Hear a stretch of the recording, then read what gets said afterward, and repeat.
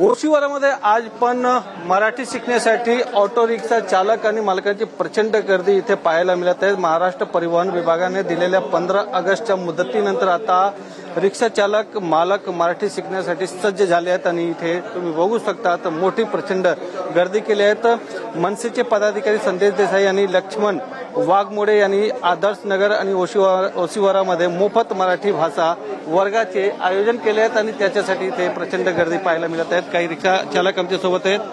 काय नाव आहे तुमच्या? मला मराठी सीखने के लिए आया था। मराठी सीखने के लिए आए हो? या तुमचं नाव काय आहे? मुझे नाम द्वारका यादव। तुम्ही इथे कशासाठी आलेत? काय लाईनीत उभे आहेत? काय सांगणार? मतलब किस लिए आप यहाँ पे आए हो? मराठी भाषा सीखने के लिए जी। तो सीखने की इच्छा है मराठी? इच्छा है। कितने सालों से आप रहते हो यहाँ पे? करीब लगभग 20 साल तक हो गया होगा। तो 20 वर्षापासून तुम्ही इथे राहतात पण तुम्हाला आतापर्यंत मराठी भाषा में ध्यान नहीं देते थे। पण आता शिकणार आहेत। अजून काही ऑटो रिक्षा चालक आहे। काय नाव तुमचं? जय बाबू यादव। तुम्ही पण मराठी शिकण्यासाठी इथे आलेत? सर मराठी सीखने के लिए। येतात का तुम्हाला मराठी बोलायला? नहीं अभी सीखने के लिए, अभी नहीं बोलना है। किती वर्षापासून तुम्ही इथे राहतात मुंबईमध्ये? दो साल हुआ है सर, 2-3 साल। अशा प्रकारचे अनेक ऑटो रिक्षा चालक आहेत जे इथे मराठी शिकण्यासाठी सध्या रांगेत उभे आहेत। काय नाव तुमच्या? मनोज कुमार गुप्ता। मनोज कुमार गुप्ता। तुम्ही कशासाठी आले तिथे? सर मैं मराठी में जो लोग बोलते हैं उनके साथ वैसे संवाद करते हैं। ओके। तर किती वर्षापासून तुम्ही मुंबईमध्ये राहतात? 15 वर्ष। मला मराठी येत नाही? आता तुम्ही शिकणार आहेत मराठी? ठीक आहे। हे ऑटो रिक्षा चालक आहे पण ज्यांनी मोफत आयोजन केले आहे ते संदेश देसाई सध्या आमच्या सोबत आहे। संदेशजी, किती दिवसापासून अशा प्रकारचा तुमचा हा चालू आहे आणि आतापर्यंत किती ऑटो रिक्षा चालक किंवा मालक असो त्यांना तुम्ही प्रशिक्षण दिलंय? आपलं मागच्या 10 दिवसापासून आपण इथे मराठी विकास संस्था वर महाराष्ट्र कोकण साहित्य परिषद यांच्यातर्फे आपण सुरू केलेला हा उपक्रम आहे आणि 15 ऑगस्टची जी डेडलाईन आहे त्याच्या अगोदर त्यांना 15 वाक्य शिकायची आहेत आणि त्यासाठी आपण जवळजवळ 2,500 लोकांना आपण प्रशिक्षित करतोय।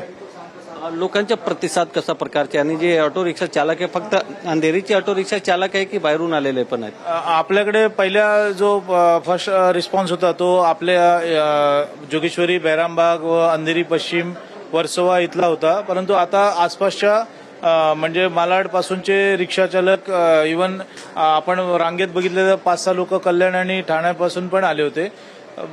शिकवण्याची चांगली आपण जे शिक्षक नियुक्ती केले त्याच्यामुळे ते चांगल्या प्रकारे शिकू शकतात आणि मला असं वाटतं की आपली जी मराठी भाषा आहे तिचा प्रसार आणि प्रचार व्हावा या दृष्टीनेच आम्ही हे प्रयत्न करतोय। काल पण एक व्हिडिओ तुमचा व्हायरल झाला होता, प्रचंड गर्दी पाहायला मिळाली होती, पोलीस पण आली होती, काय प्रकरण होतं? काल असं होतं की काल जवळजवळ आपण 1100 लोकांना प्रशिक्षण देण्याचं कालपासून सुरू केलं आणि त्यामध्ये एकाच वेळेला प्रचंड गर्दी झाली। आम्ही नंतर ते 100-100च्या टप्प्याने आपण नंतर बॅच घेतल्या। इकडे आसपासच्या एरियामध्ये असं कुठल्याही प्रकारची शिकवण्याची किंवा प्रॉपर हॉल घेऊन त्यांना शिकवण्याची जी सोय उपलब्ध नसल्या कारणाने आमच्याकडे जास्त गर्दी झालेली आहे। अजून किती दिवस हा चालू ठेवणार आहेत तुम्ही? आपण 8 तारखेपर्यंत 8 ऑगस्टपर्यंत हे प्रशिक्षण संपवणार आहोत, कारण त्यानंतर त्यांचे सर्टिफिकेट वाटणं किंवा जे पास झालेले आहेत किंवा ह्याच्यामध्ये रविवारी जे आहेत ते 340 पैकी जवळजवळ 40 ते 50 जे मराठी शिकण्यासाठी आलेले होते रिक्षा चालक त्याच्यापैकी जवळजवळ 50 रिक्षा चालक फेल पण झालेले आहेत। तर त्याचे सर्व सर्टिफिकेट आणि बायफर्गेशनसाठी 8 तारखेपासूनच आम्ही हे बंद करणार आहोत। 8 प्रकारे तुम्ही नियुक्त करतात की हा फेल आहे हा पास आहे आणि कोणाला सर्टिफिकेट द्यायचे आहे कोणाला नाही द्यायचे? हे प्रशिक्षण देणारे हे मराठी प्रॉपर शिकवणारे लोक असतात, प्रोफेसर असतात, ते दर 1-1 तासाचा रोज क्लास घेतात आणि त्यानंतर जेव्हा त्यांची 5 ते 6 दिवसानंतर त्यांची जी बॅच असते त्यावेळेला मराठी विकास संस्था शासनाने ज्यांना प्रशिक्षण देऊन आणि ज्यांना अपॉइंट केलेलं आहे असे जवळजवळ 10 लोक येऊन त्यांची परीक्षा घेतात। त्याच्यामध्ये जेव्हा परीक्षा घेतात तेव्हा ते प्रश्न विचारतात, प्रत्येक प्रश्नाची उत्तरं जेव्हा ते रिक्षा चालक देतात तेव्हा ते पास करतात किंवा फेल होतात। तुमचं काही एक टार्गेट आहे का की ते लोकांना शिकवायचे आहे, किती लोकांना नाही शिकवायचे आहे आणि कधी किती लोक आले किंवा फक्त मुंबईचे लोकांना शिकवायचे आहे की बाहेरच्या लोकांना पण? असं काय सुरुवातीला आम्ही असं काही ठरवलं नव्हतं. आम्ही जे आसपासचा जो एरिया आहे तो उत्तर भारतीय आणि बाकीचे गरीब मध्यम वर्गीय असल्यामुळे आम्ही शिकवण्याचं ठरवलं आणि त्यानंतर जेव्हा संख्या वाढत गेली तेव्हा हॉल कायमस्वरूपी बुक करून 15 ऑगस्टपर्यंत आम्ही ती सोय केली. परंतु असं कुठलंही टार्गेट नव्हतं. आता जवळजवळ 2,500च्या वरती आपण बघू शकता की लाईन पण गेलेली आहे. ते लोक येतात त्याप्रमाणे आम्ही मोफत प्रशिक्षण देतोय आणि जेवढे लोक येतील 6 तारखेपर्यंत त्यांना शिकवण्याचं आम्ही ठरवलेलं आहे. स्वतः मनसेचा एक पदाधिकारी आहात. जे उत्तर भारतीय लोक आहेत त्यांच्यामध्ये मनसेच्या बद्दल एक वेगळी सोच आहे, पण तुम्ही इथे मदत करताना दिसत आहेत.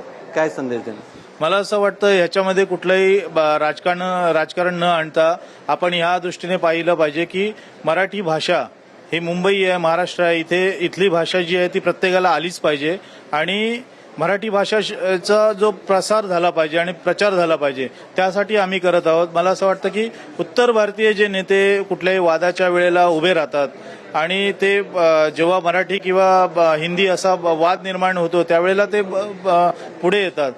ते त्यांच्यापैकी कुठलाही नेता अशा प्रकारचे कुठलंही नियोजन करताना दिसत नाही. फक्त वादाच्या वेळेला उभं राहायचं आणि वाद करायचे आणि महाराष्ट्रात कुठले तरी वाद निर्माण करून स्वतःची प्रसिद्धी निर्माण करायची. त्यापेक्षा हे जे गरीब रिक्षा चालक आहेत ज्यांना मराठी येतं परंतु त्यांना प्रॉपर मराठी आलं पाहिजे हे दृष्टिकोन ठेवूनच आम्ही शिकवत आहोत. व्हिडिओ जर्नलिस्ट रोहनसह गोविंद ठाकूर, TV9 मराठी, मुंबई.